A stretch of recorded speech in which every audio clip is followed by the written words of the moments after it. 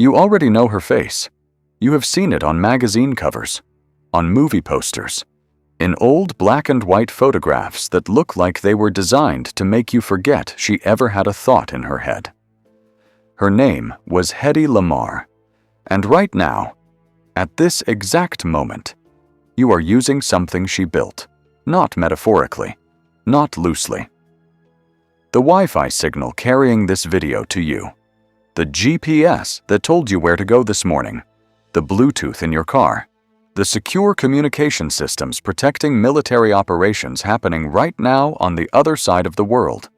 All of it traces back to one woman, one patent, one idea, filed in 1942 by an actress. Here is what nobody tells you. She did not stumble into this. She did not get lucky. She was not some curious hobbyist tinkering between film shoots. She was one of the most technically dangerous minds of the 20th century, hiding in plain sight, behind a face the world refused to see past. Think about what you touched today. You woke up, checked your phone, maybe used Google Maps, sent a message, streamed something on the way to work. Every single one of those actions depends on a technology called frequency hopping spread spectrum. The idea is this. Instead of sending a signal on one fixed radio channel, where an enemy can find it, lock onto it, jam it, you jump rapidly, unpredictably, across dozens of frequencies per second.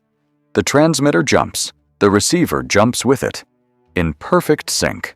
An enemy trying to block the signal is chasing something that is never where they expect it to be.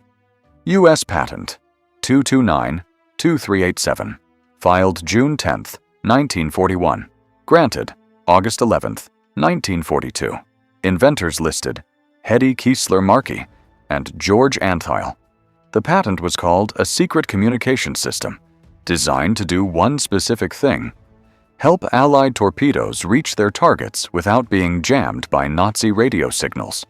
This is where it gets interesting, because the question nobody asks is, how does a Hollywood actress know enough about radio guidance systems, torpedo technology, and military communications to file a patent that the U.S. military would eventually build the entire wireless world on? The answer is one of the most disturbing and brilliant stories in modern history. Her first husband was Fritz Mandl. Let that name sit for a second. Fritz Mandl was Austria's leading arms manufacturer. He sold weapons to Mussolini. He sold weapons to the Nazis, and he hosted dinner parties. Dinner parties where German generals sat, where admirals talked, where top-secret military technology was discussed openly, because who was going to hear it? Just the wives. Hedy sat at that table, in a beautiful gown, smiling politely, and she listened. For 4 years, she absorbed advanced knowledge about radio-guided torpedoes, frequency jamming, and naval communication systems. The generals never once worried about the woman at the table. That was their mistake. She was not the trophy. She was the student. The gilded cage had become her classroom. And when she finally escaped, drugging her maid, stealing her uniform, climbing out a window into the night, she did not just take her freedom. She took everything she had learned. By 1942, she had translated 4 years of stolen military intelligence into a working patent. She and composer George Antheil, whose background in synchronized player pianos gave the invention its timing logic, donated it to the U.S. Navy. No money asked, no conditions. A wartime gift from a refugee who wanted to help defeat the regime her ex-husband had supplied. Here is what the Navy said. They suggested she could do more for the war effort by selling kisses for war bonds. Let that land. She raised $7 million. $7 million in 1942. The Navy shelved the patent, classified it, forgot about it, and then, 1959, the patent expired. George Antheil died that same year. Neither of them received a single cent. Nobody talks about this part. 3 years later, the Cuban Missile Crisis. The U.S. military, in desperate need of jam-proof communication systems, quietly began using frequency hopping technology, the exact technology they had rejected 20 years earlier. the exact technology she had given them for free. She was not informed. She was not credited. She was not compensated. The institution that called her a war bond kiss seller built its most critical communications on her mind and said nothing. 1997. She is 82 years old, nearly blind, living alone in a nondescript 3-bedroom home in Castleberry, Florida. The phone rings. It is the Electronic Frontier Foundation.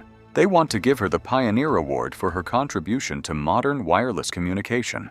Her son Anthony accepts on her behalf. She records a message, 3 words. It is about time. Not bitter, not dramatic, not performed, just true. 55 years of silence, and 3 words was all she gave it. She died January 19th, 2000, alone in that Florida home, at age 85. Her ashes were scattered in the Vienna woods, a return to the place where everything began.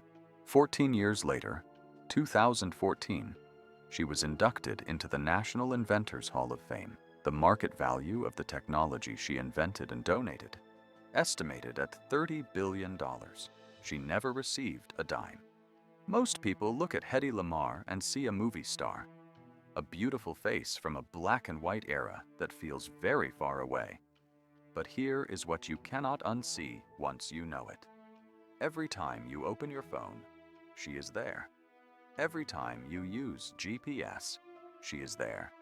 Every time a soldier sends a secure transmission, she is there, invisible, the way she always was. The question that stays with you is not why the world forgot her. The question is, how many minds exactly like hers are sitting at tables right now, being seen